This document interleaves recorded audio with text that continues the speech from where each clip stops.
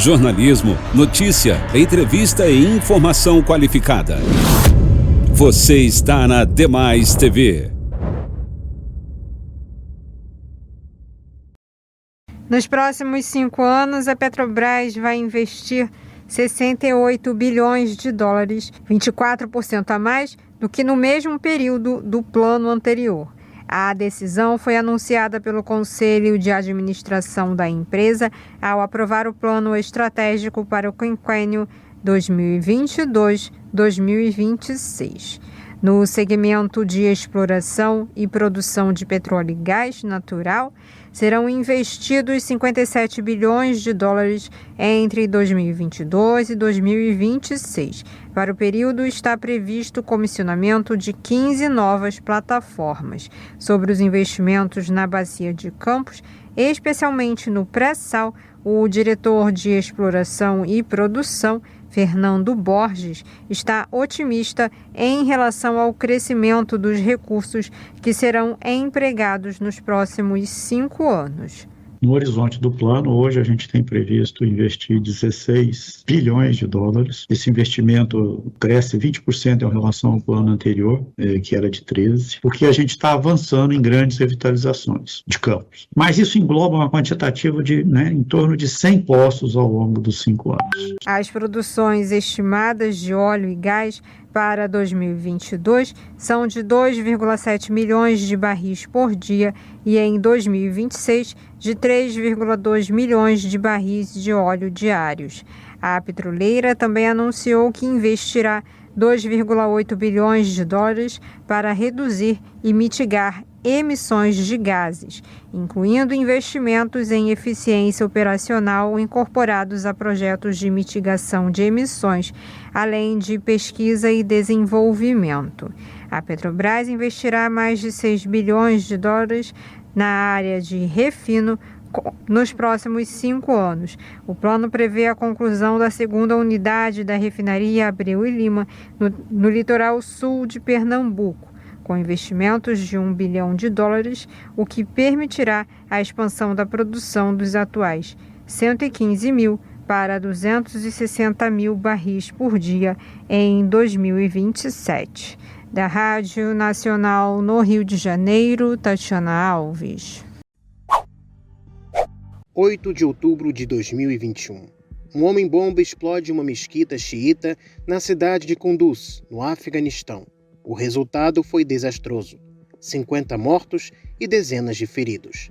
A princípio, o atentado parecia ser mais um de vários ataques do grupo terrorista Estado Islâmico Khorasan contra o Talibã, mas desta vez ele se tornou peculiar.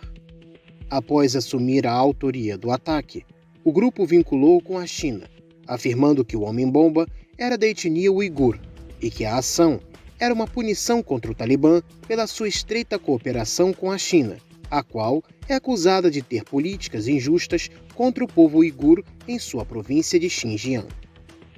O alarme tocou para as autoridades chinesas, mas ao invés de iniciar uma ação militar, decidiram prometer construir infraestrutura no Afeganistão em troca da luta do Talibã contra o Estado Islâmico Khorasan.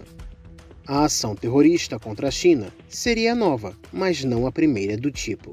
No passado, o gigante asiático também foi alvo de ações do terrorismo islâmico, mas este passou a concentrar seu foco nos Estados Unidos e seus aliados nos últimos anos.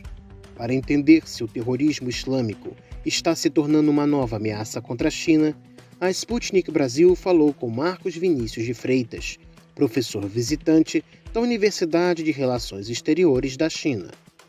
Para o especialista, a China teme que atos terroristas possam se espalhar pelo seu território, ao passo que o combate contra grupos terroristas seria mais difícil do que contra estados. Quando o nome do seu inimigo começa com letra minúscula, é quase impossível de você ganhar a guerra. Terrorismo, drogas, porque qualquer um pode virar um terrorista. Qualquer um pode ter a sua plantaçãozinha ali de maconha, ou plantar a sua coquinha, ou ter o seu laboratório de metanfetamina. Agora, quando eu tenho nome e endereço, ou guerra contra o Iraque, muito mais fácil. Né? Guerra ao Vietnã, já sei quem é, já sei quem está no poder, preciso identificar a autoridade. Então, quando começa com letra minúscula, você não vai muito longe. Então, e o medo chinês é justamente isso. Imagina você ter um ataque terrorista em Xangai ou em Beijing às 6 da tarde no metrô. O pânico coletivo que isso geraria. Então, o medo do governo é justamente essas ações que podem ter um impacto em todo o processo e criar um pânico coletivo que você não tem hoje em dia na China. Você anda tranquilamente em qualquer lugar de Beijing, em Xangai, você não tem problema nesse sentido. Contudo, apesar do temor do terrorismo islâmico, Marcos de Freitas acredita que este não deverá ganhar grandes proporções através da província de Xinjiang, no oeste chinês, onde habita em grande parte a minoria uigur. Eu não acredito que a questão do separatismo prosperaria, porque a própria população entenderia que qualquer mudança nesse sentido seria prejudicial para a região. A China investe pesadamente em Xinjiang. Né? Eu vou lhe dar um exemplo. Os alunos, quando se formam e querem seguir carreira acadêmica ou querem fazer seu mestrado ou coisa parecida, eles precisam fazer um exame, né, que é altamente competitivo para continuarem na universidade que querem ir.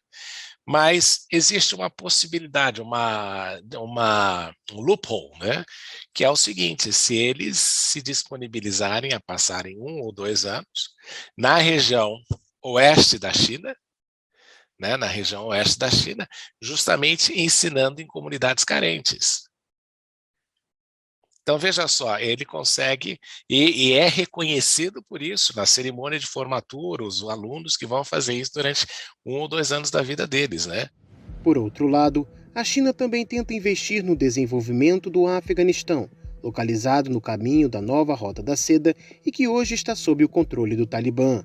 No entanto, o Estado Islâmico Khorasan não teria interesse no sucesso do Talibã, vendo assim a China como uma inimiga. Quando você vê esse tipo de situação acontecendo, é claramente uma resposta deste grupo justamente a esta iniciativa da China de tentar aí criar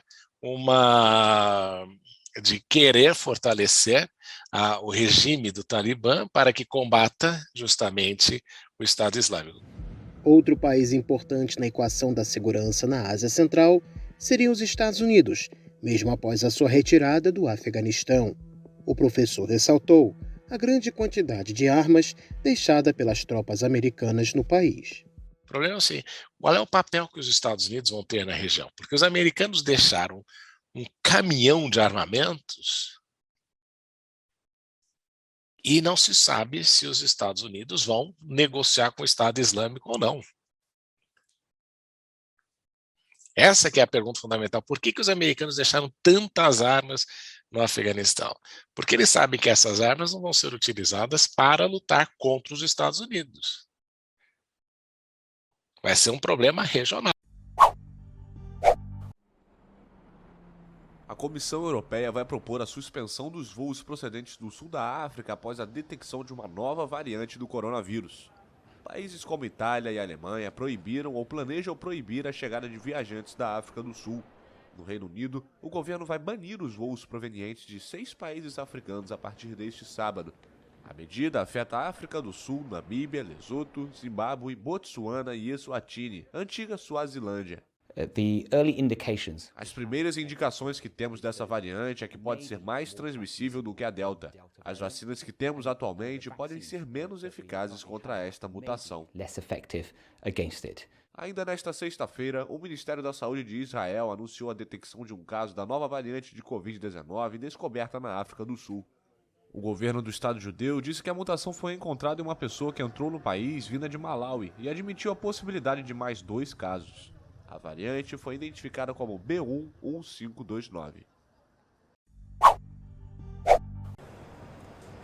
Portugal volta no dia 1 de dezembro ao estado de calamidade, com o número de casos e de mortes por Covid-19 a aumentar O governo quer evitar a todo o custo um cenário parecido com o de janeiro deste ano. As medidas ficam mais apertadas a pensar nas festas de Natal e fim de ano.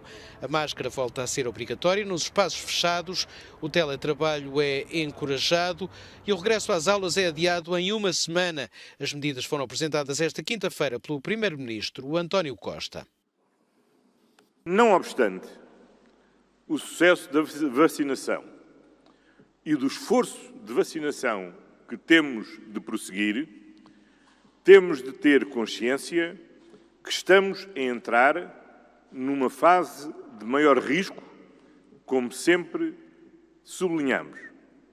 Em primeiro lugar, porque assistimos a um crescimento muito significativo da pandemia no resto dos países da União Europeia e Portugal não é uma ilha. Entrar no território português vai também ser mais difícil, mesmo quem tem a vacinação completa vai precisar de apresentar um teste de Covid negativo.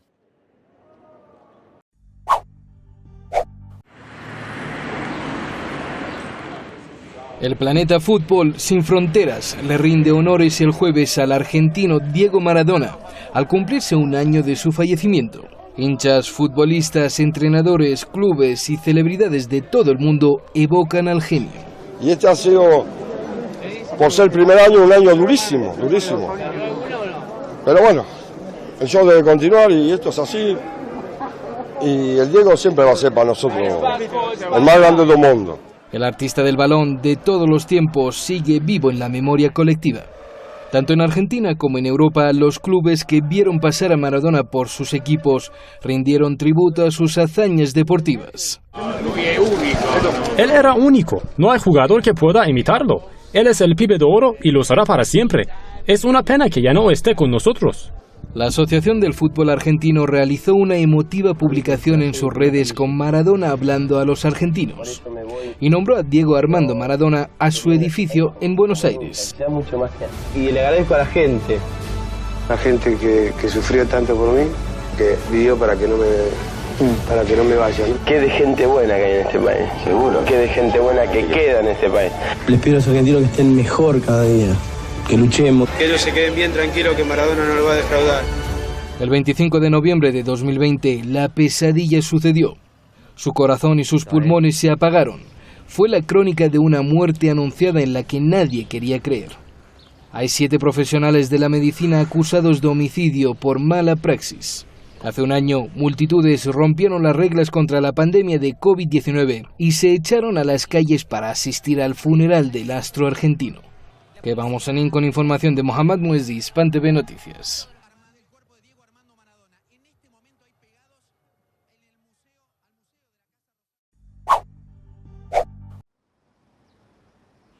Pequim exigiu a saída do grupo Didi, conhecido como Uber chinês, da Bolsa de Nova York. A informação foi divulgada pela agência de notícias Bloomberg. A entrada da empresa no mercado de ações de Wall Street em junho foi ofuscada por uma investigação das autoridades do regime comunista sobre questões de cibersegurança.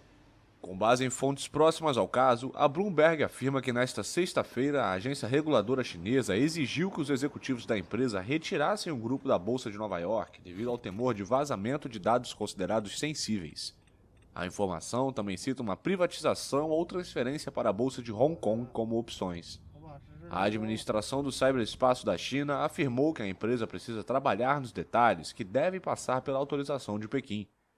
O grupo Didi arrecadou 4,4 bilhões de dólares em sua entrada em Wall Street, o maior valor para uma empresa chinesa desde o Alibaba em 2014. A empresa de serviços eletrônicos de transporte urbano com motorista foi muito impactada pelas medidas regulatórias adotadas por Pequim sobre grandes empresas da tecnologia, o que também afetou os grupos Alibaba, Tencent e Meituan. Fundado em 2012, o Didi conseguiu afastar o Uber da China em 2016 após uma guerra de preços. Atualmente, está presente em 15 países, incluindo Rússia e Austrália. O aplicativo afirma ter 15 milhões de motoristas e mais de 500 milhões de clientes.